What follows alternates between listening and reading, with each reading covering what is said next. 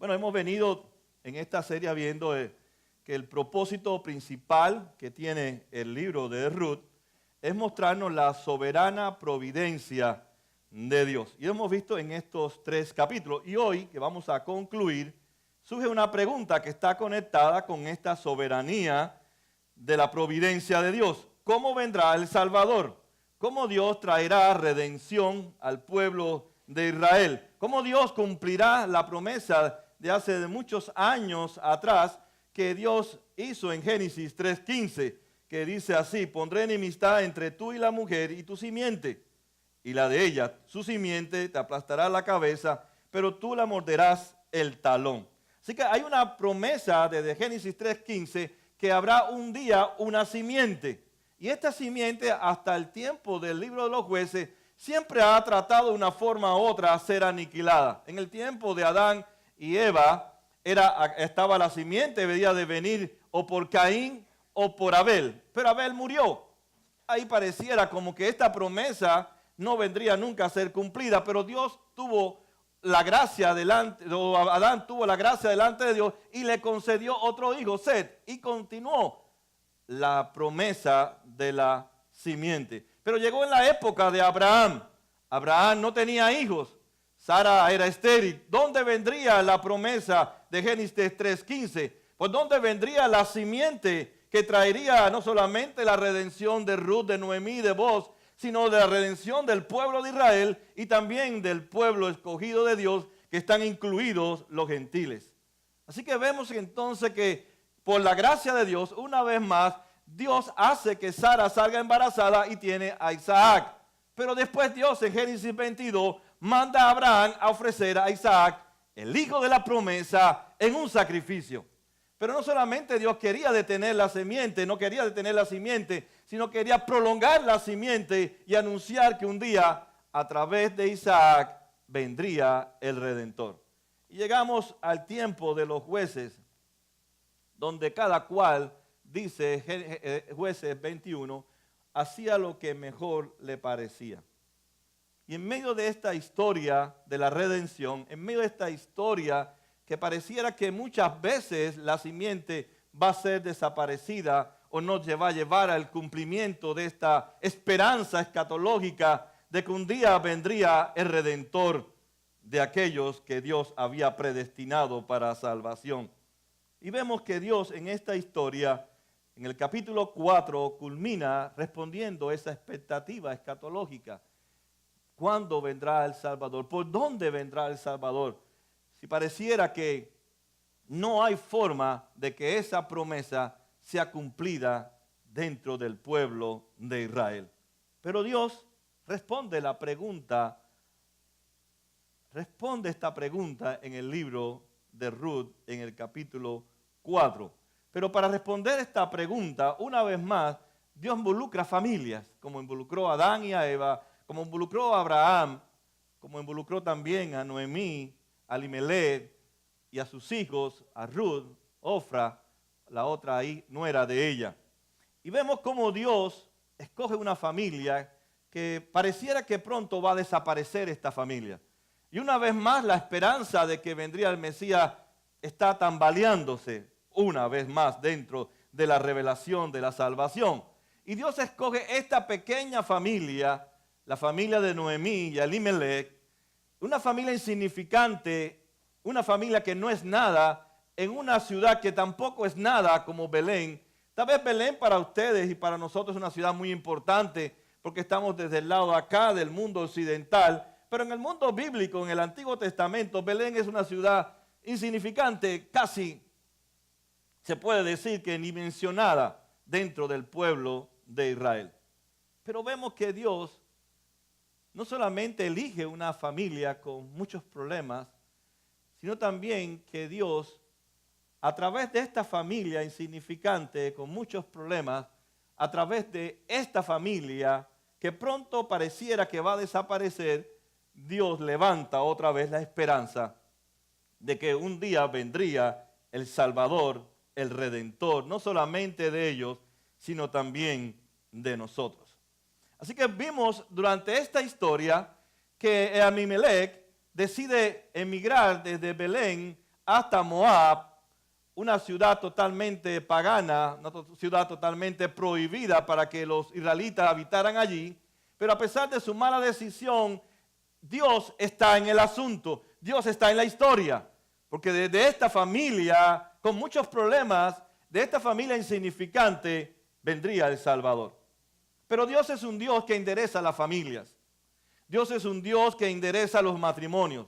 Dios es un Dios que transforma la familia con muchos problemas para hacer las familias casi familias perfectas delante de Dios. Y toma estas familias con muchos problemas, pero una familia que necesitaba ser renovada, necesitaba ser transformada, porque de esta familia vendría el Redentor.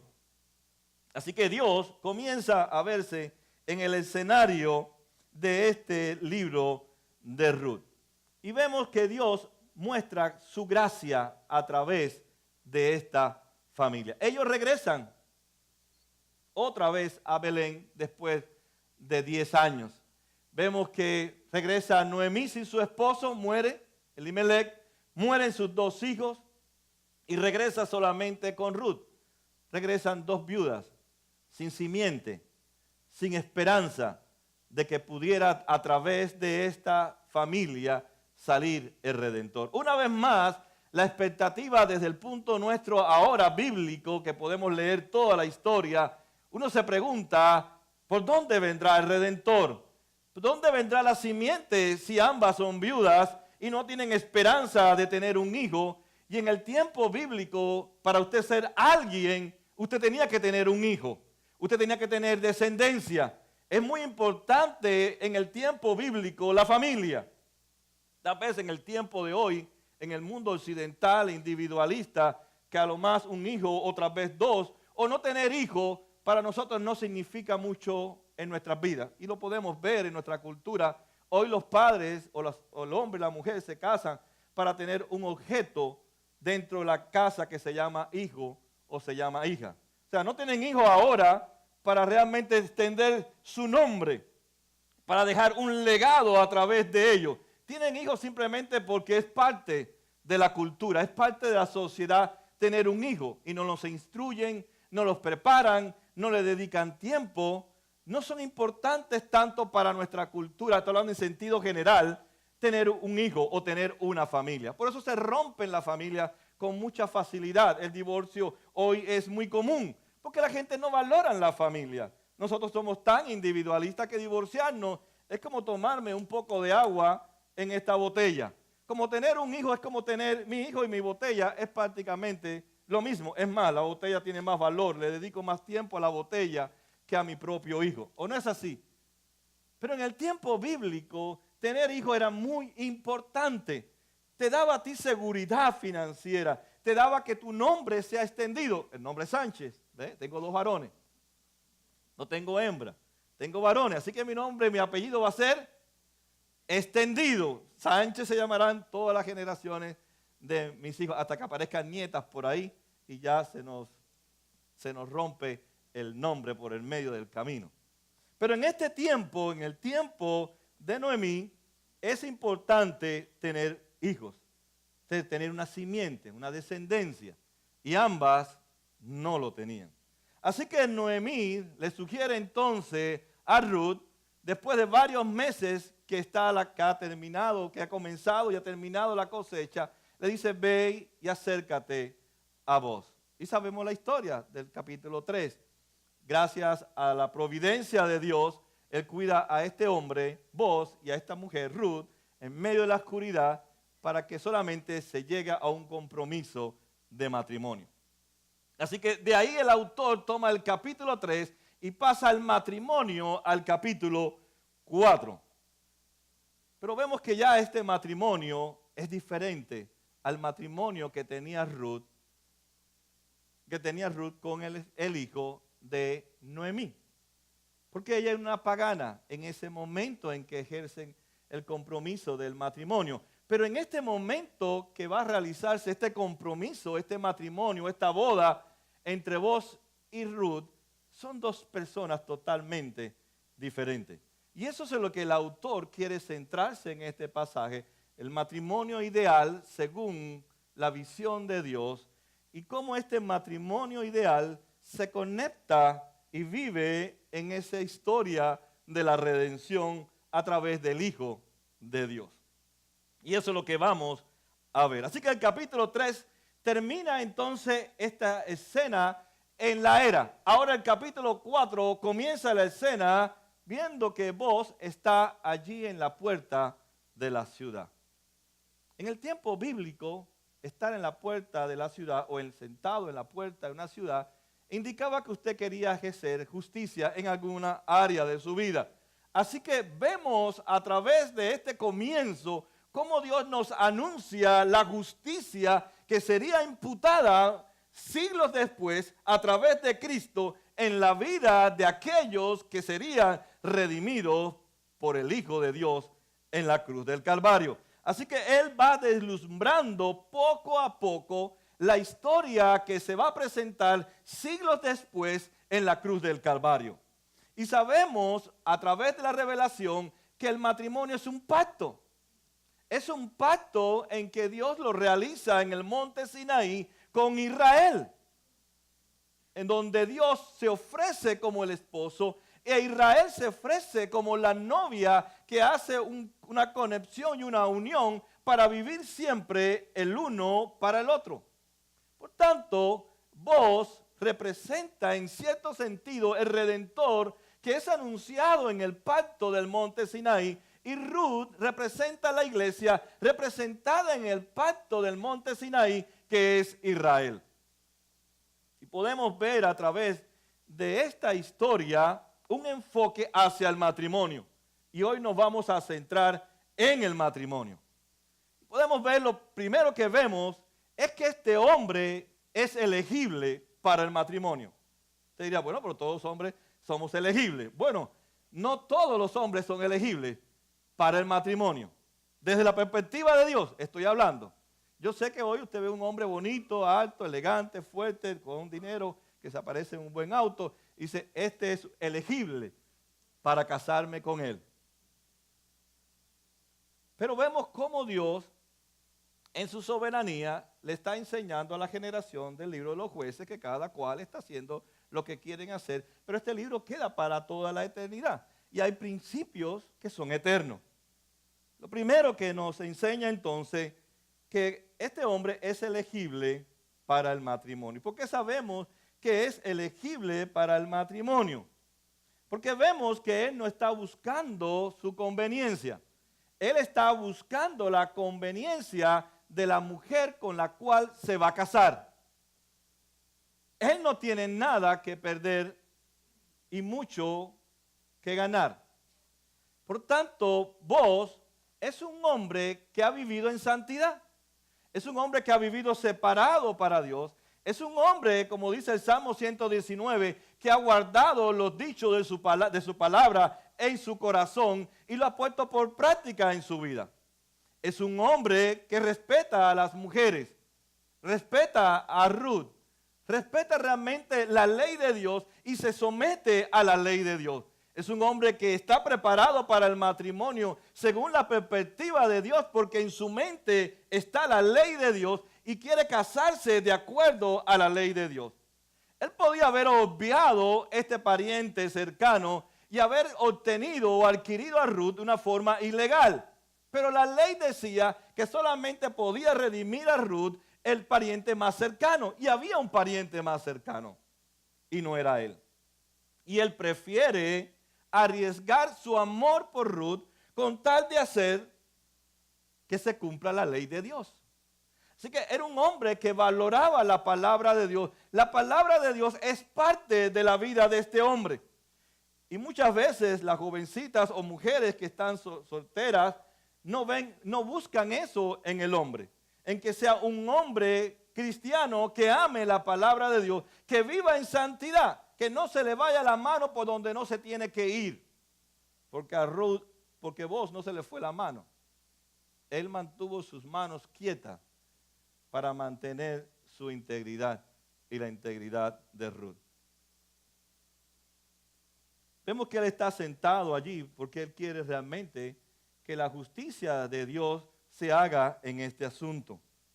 Aquí habían dos problemas que había que resolver. Primeramente, había que resolver el problema de la tierra y segundo, el problema de la simiente.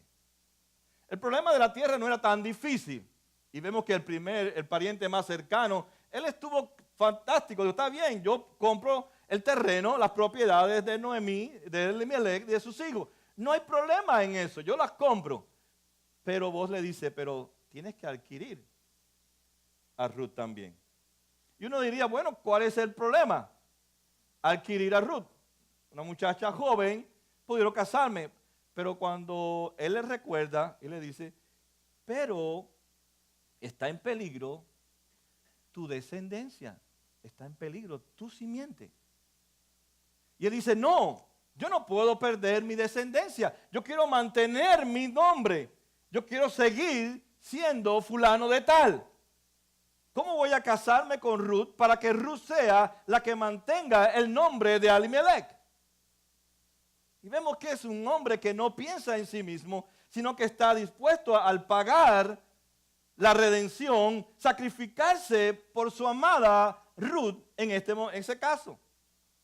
Y eso es lo que realmente las jóvenes y las mujeres solteras deben de ver, que el hombre que se acerca a su vida, si realmente está pensando en ella o está pensando en él. Él no tuvo en ningún momento el pensamiento de mantener su descendencia, vos, sino que se mantuviera la descendencia de Ruth. Él le dice, ven y siéntate, adquiere el terreno, pero adquiere también a Ruth. Y él dice, yo no estoy dispuesto a perder mi descendencia. Yo no estoy dispuesto a perder mi apellido. Yo quiero mantener mi apellido. Y él decide no casarse con Ruth. Quería comprar, era un buen negociante. Yo compro el terreno, pero no me voy a quedar con Ruth para mantener el nombre de Elimelech o la descendencia de Elimelech. ¿Y dónde quedaría mi nombre? ¿Dónde quedaría mi herencia? Diría vos. Es un hombre entonces que está dispuesto a sacrificarse por otros.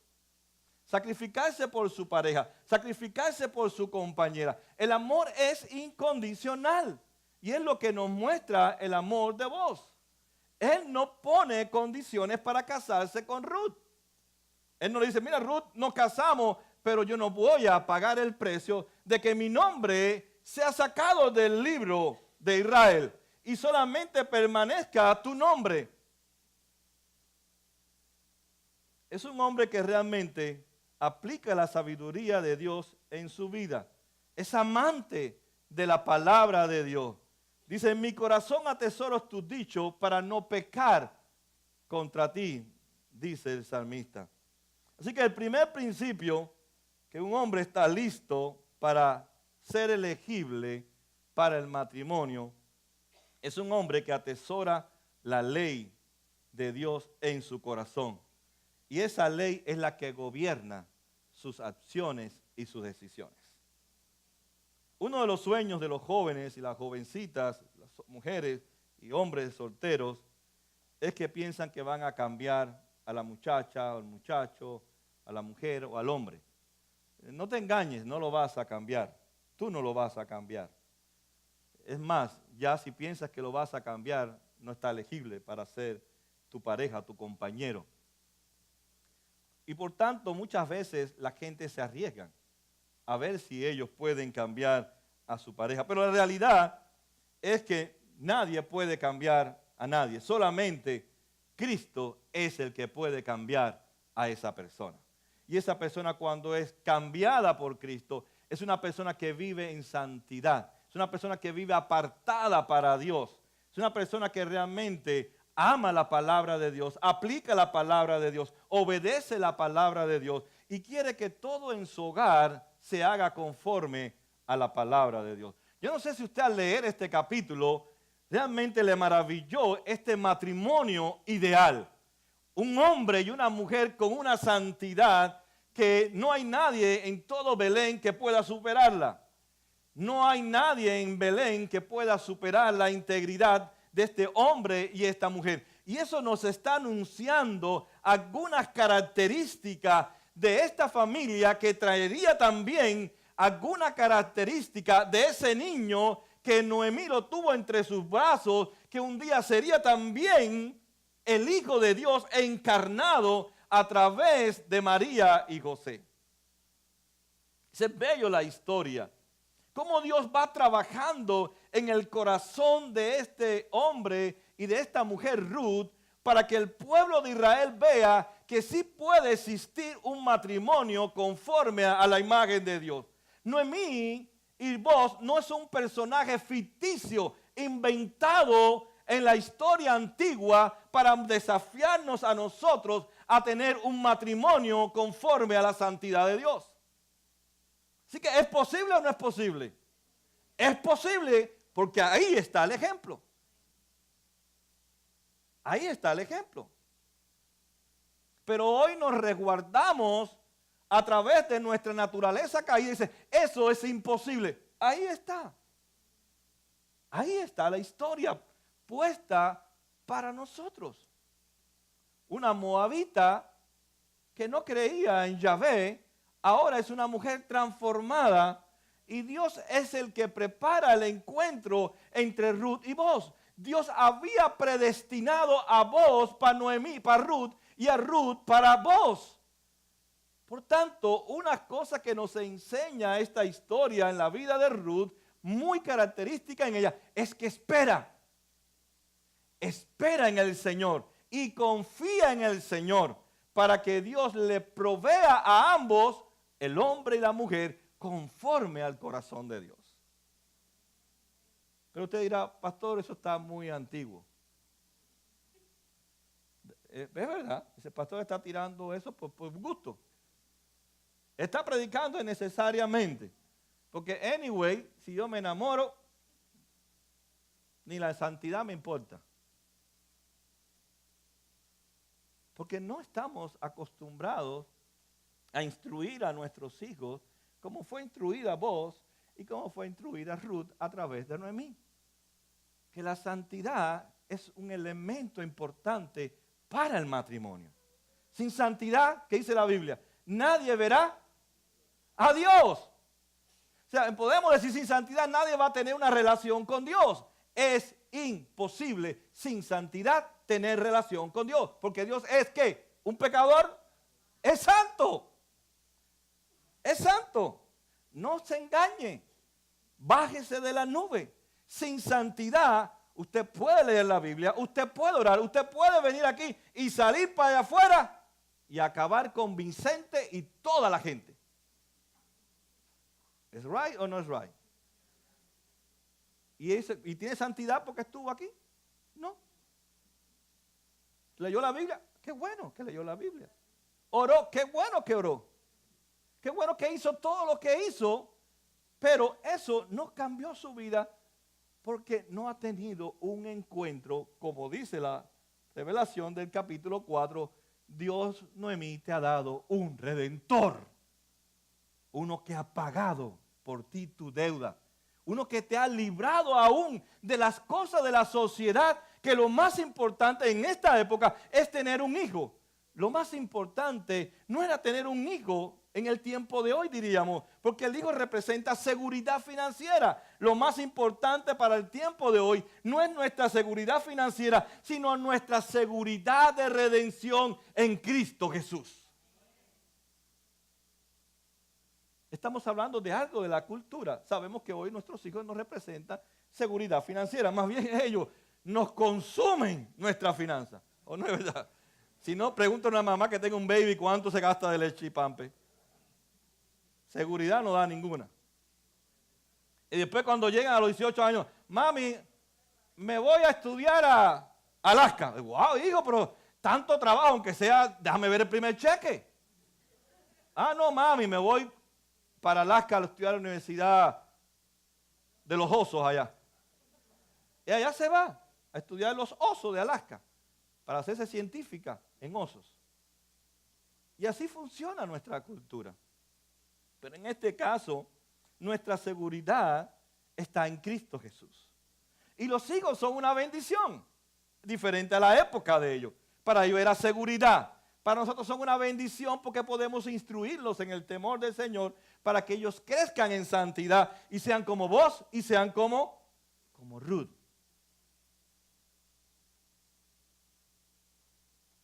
Vemos entonces que el hombre, cuando a la jovencita lo que debe de atraerle al hombre, aunque sea pobre, no se preocupe. Si toman el libro ahora de la providencia, ¿no es así? Si aunque gana 3, bueno, ya no nadie gana 3.10, estoy muy atrasado. Ya subieron, ¿a cuánto está ahora? A 8, o al mínimo está a 8. Si gana 8, pero vive en santidad, mira, quédate con la santidad y no con el 8. ¿Ya? Porque el 8 Dios se lo sube a 20 y a 30. Porque Dios bendice al que vive en santidad. Entonces busca y fíjate, no en las cosas materiales que tristemente los muchachos y las mujeres buscan. Ok, ¿cuánto tú ganas? 22. Oye, este sí sería bueno porque me va a ayudar a pagar la renta y voy a poder ayudar a mi hija, a mis hijos a la universidad. Oye, este sí. Y qué bello tú eres lo más bello del mundo. Y después se casan y empieza la belleza como la muchachita esa que se convierte en hielo. Ya se me olvidó el nombre. El Frosty ese. Frosty. No, Frosty. Se desborona todo, ¿verdad? Se desborona toda la belleza. Porque no había lo más importante, la santidad de Dios en esa persona. Estamos hablando si usted es cristiano. Si no es cristiano, está bien.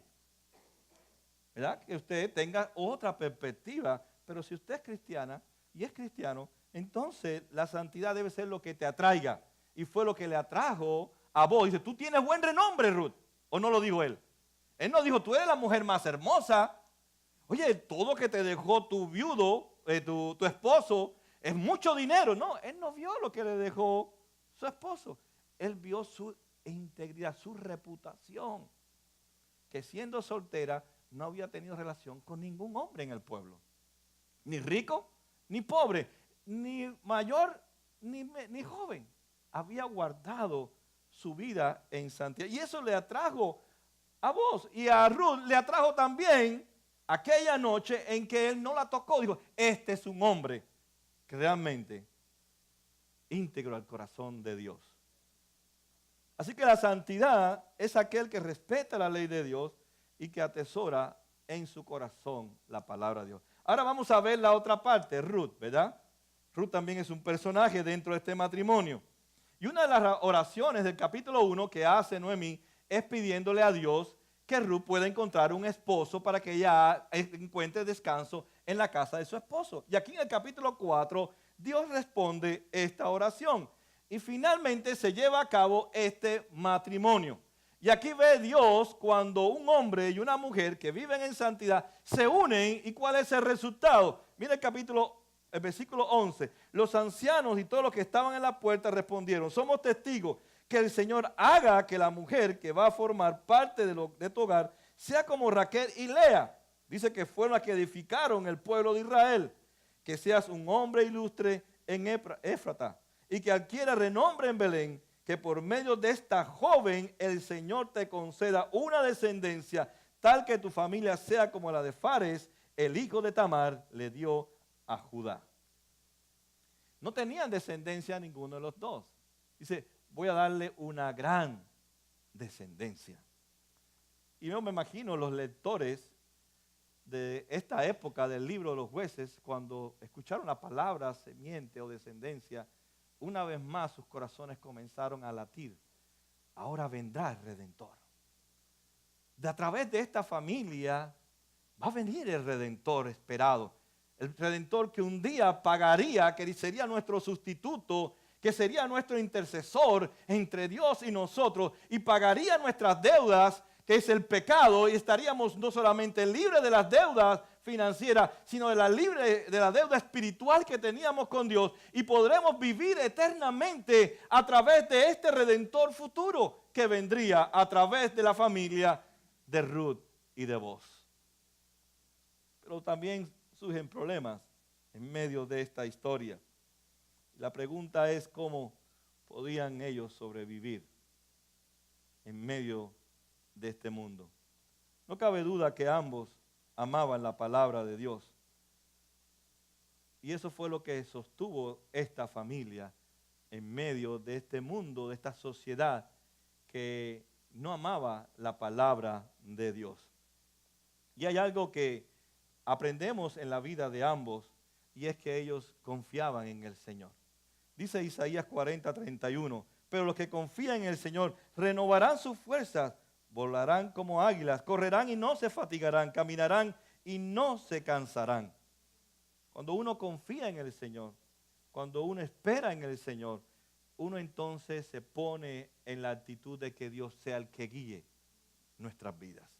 De que Dios sea realmente el que gobierne nuestras vidas, el que dirija nuestros matrimonios, el que realmente sea el que tome el control de cada área de nuestra vida, incluyendo nuestro matrimonio. Ambos nos enseñan que la relación, la intimidad es en el matrimonio, cosa que hoy ya no se practica. Ya cualquier niña de 12 años, a los 12 años ha tenido ya relaciones sexuales en sus escuelas. Así que posiblemente la estadística que a los 18 años, entre 18 y 20 años, ha tenido 4 encuentros sexuales con diferentes varones o diferentes muchachitas. ¿Qué les parece? Eso indica que ya el matrimonio está obsoleto, que ya la relación sexual no es para el matrimonio, es para cualquier momento, sin importar que se lleve a cabo el matrimonio. Por eso dice, se unieron y el Señor le concedió quedar embarazada, de modo que tuvo un hijo. Así que esta relación se consumó en el matrimonio. Y eso es un testimonio para nosotros y para nuestros hijos. Enseñarles que ellos deben esperar. Enseñarles que ellos deben prepararse para el matrimonio. Y una de las cosas que se preparan es en la santidad de Dios. En mantenerse separados para Dios. Sabemos que la cultura ejerce mucha influencia sobre nuestros hijos, pero usted también tiene el poder de la influencia.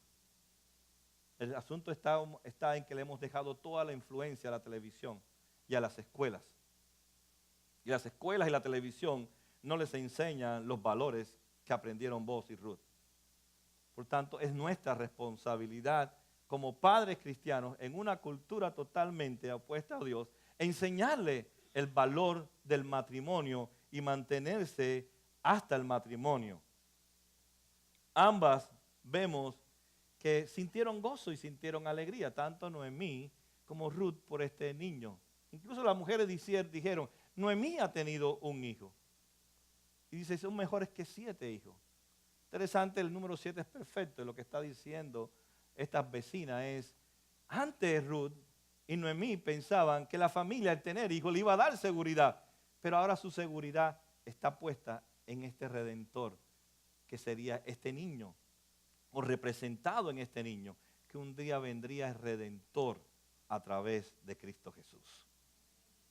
Nadie que puede ser cristiano puede seguir viviendo igual. Eso es imposible. Por eso cuando Noemí llegó a Belén, ella le dijo, no me llamen más Noemí, llámenme Mara, la mujer amargada que ha sufrido, que ha perdido. Ruth llegó también con sus manos vacías, una moabita que no sabía cómo iba a sobrevivir en medio de una cultura hebrea que la odiaba, que la despreciaba por ser moabita.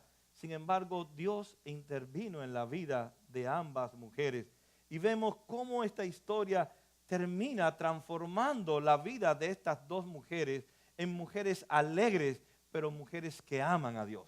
Y ese es lo real del encuentro con Cristo, que Cristo cambia nuestras vidas, cambia nuestros valores, cambia nuestra forma de vivir, cambia nuestras tristezas en gozo, nuestras amarguras en alegría, cambia nuestros pecados en santidad, cambia nuestra mente de pensar que lo podemos hacer todos nosotros y ahora pensamos que todo lo puedo hacer, como dice la hermana, en Cristo Jesús.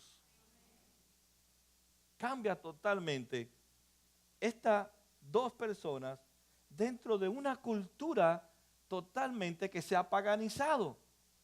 Que aunque entre comillas decían que creían en Dios, pero era solamente de nombre, pero en la práctica y en la realidad no vivían conforme a la ley de Dios. Y Dios levanta a esta familia para mostrar que sí, el pueblo de Dios puede tener un matrimonio de acuerdo a la voluntad de Dios, que sí Dios puede levantar un matrimonio que sea de testimonio de la santidad de Dios, que sí un matrimonio puede ser levantado y puede atesorar la palabra de Dios para a través de esta familia llegar a una gran bendición que es el Redentor, no solamente de ella, sino el Redentor de cada uno de nosotros.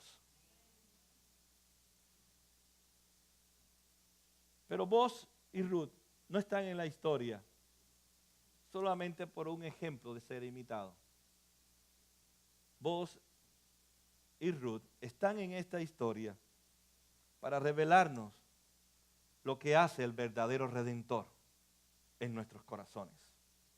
La historia es del Redentor, de ese Redentor cercano, de ese niño que ha acabado de nacer a través de Boaz y Ruth, que no es más que un anuncio en que un día vendría Jesús. Jesús es el Evangelio. Así como Ruth tuvo que dejar Moab, Jesús tuvo que dejar su trono.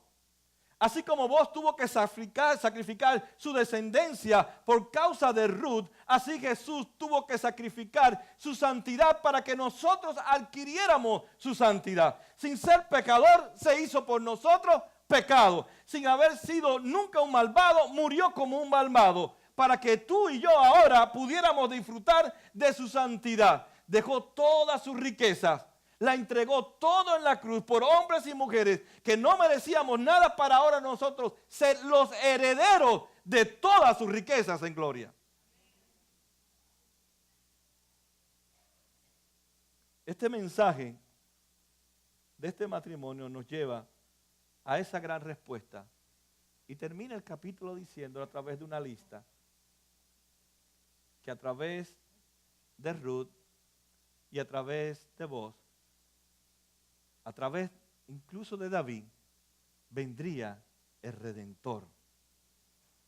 Hubo pruebas, hubo dificultades a través de esta historia de la redención. Y en diferentes maneras, Satanás ha querido destruir la simiente, paralizar la simiente, para que no se llevara a cabo la redención de hombres y mujeres que estábamos destituidos de la gloria de Dios. Pero Dios es soberano. Y Dios cumple su plan de redención allí en la cruz del Calvario. Para que tú y yo ahora pudiéramos reflejar esa vida que tuvo Boaz y que tuvo Ruth. Pueden ellos ser así porque ya el Mesías se había manifestado en su corazón a través de la fe que Dios les regaló. Aunque no se había manifestado en carne, ya la redención se había aplicado en la vida de estas dos personas. De la misma manera, esa misma redención hoy puede ser aplicada en tu vida. Si no conoces a Jesús, hoy es el día de la redención. Si Dios te regala la fe y te llama al arrepentimiento y perdona todos tus pecados, dice la palabra que has sido redimido por la sangre del Cordero. Hay un cambio. Eso es el arrepentimiento. Pero el arrepentimiento no solamente ocurre un día, el arrepentimiento es parte de nuestra realidad. Cada vez que nos vivimos en santidad, Dios nos invita a arrepentirnos y Él, como es un Dios santo y perfecto, nos recibe en su hogazo y nos perdona y nos limpia, como dice Juan 4:8. Él nos perdona, Él nos limpia de todas nuestras maldades.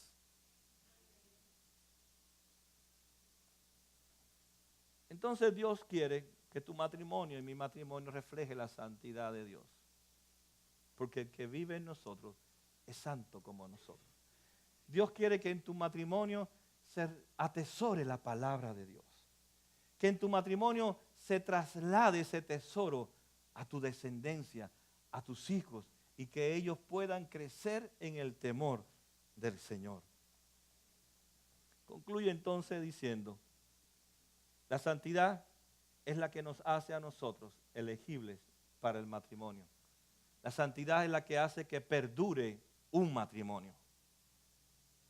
Es lo que hace que perdure. Cuando el hombre y la mujer viven separados para Dios, ese matrimonio perdura. Segundo, Dios bendice a aquellos que atesoran su palabra en su corazón. Aquellos que realmente aman su palabra, Dios los bendice. Bendijo a Noemí, bendijo a Ruth, bendijo a vos, porque ellos guardaban, atesoraban, era un tesoro, la palabra de Dios. No solamente porque es bella y es hermosa, sino porque es práctica en mi vida, cambia nuestras vidas. Y lo tercero que podemos aprender de esta historia de redención es que Dios no ha terminado su obra todavía. Dios no ha terminado su obra. Él continúa trabajando en la vida de Noemí, en la vida de Ruth, en la vida de vos, en tu vida y en mi vida. Él comenzó una buena obra a través de Jesús y Él está perfeccionando esa obra en nosotros. Hasta que tú no vivas una vida nueva, Dios seguirá trabajando en tu vida. Ese es el propósito de la vida eterna, tener una vida nueva, una vida totalmente diferente a la vida que yo he vivido. Donde ya realmente la cultura no me domina, no es parte de mi identidad. La sociedad no pone los patrones en mi vida. Ahora la palabra de Dios es la que guía nuestras vidas. Tenemos que tener mucho cuidado, hermanos. La palabra de Dios es nuestra regla de fe y de vida. No son papeles escritos solamente porque Dios estaba aburrido y quería amargarnos la vida escribiendo esta hermosa palabra. Esta es la carta de amor para tu vida. Es la carta de amor para mi vida. Es la carta que realmente Dios abre su corazón para mostrarnos cuánto nos ama y cómo podemos vivir dentro de ese amor y poder desde ahora hasta la eternidad vivir guiado por esta palabra. Como dice la misma palabra, esta palabra es como dulce a mi paladar, ¿verdad? Y está para ser atesorada. No la ponga como algo, como un amuleto. No como diga, yo leí la Biblia y después comienzo a vivir diferente. Sigo viviendo igual. La Biblia, cuando es leída, cambia nuestras vidas, transforma nuestras vidas. Esto no es una novela de Corín Tellado, no es una novela del Canal 51, es la palabra de Dios. Es el pensamiento de Dios hablándonos a nosotros, revelándonos a nosotros su perfecta voluntad. Dios es capaz de redimirnos. Él pagó. Eso es redención. Que alguien venga y pague por usted lo que usted no puede pagarle a esa persona. Nosotros no podemos pagarle a Dios por nuestras buenas obras. Por muy bueno que usted piense que sea, nunca podrá pagarle a Dios su salvación, porque es un regalo gratuito e inmerecido, por el cual nosotros comenzamos a vivir en ese regalo. Y ese regalo se hace parte de nuestra vida. Es parte de nuestro hacer, es parte de nuestro hablar, es parte de nuestras decisiones, porque sé y entiendo que hay alguien que ha pagado mi redención, mi salvación, mi seguridad está en Cristo Jesús. Al igual que Ruth y al igual que vos, nosotros podemos confiar en Jesús como nuestro único glorioso Redentor y Salvador. Amén. Él es todo para nosotros. Nunca te olvides, tú vienes de una familia insignificante. Aunque pienses que eres importante, aunque tal vez tengas dinero, aunque tal vez tengas fama, para Dios vienes de una familia insignificante, porque vienes de una familia pecadora. Dios nos hace grandes. Dios nos da nombre, no porque seamos grandes, ni porque tenemos nombre, sino porque Él es grande y Él nos da su nombre. Él nos da su descendencia. Él nos da su apellido. Perdemos el nuestro, pero Él nos regala el nombre de Él. Por eso ahora somos cristianos y seguimos a Cristo Jesús. Que el Señor les bendiga y que realmente podamos instruir a nuestros hijos y nosotros mismos en nuestros matrimonios vivir en santidad. Y que podamos ver que todo esto es posible porque hubo alguien que pagó por mí en la cruz y es Jesús. Oremos.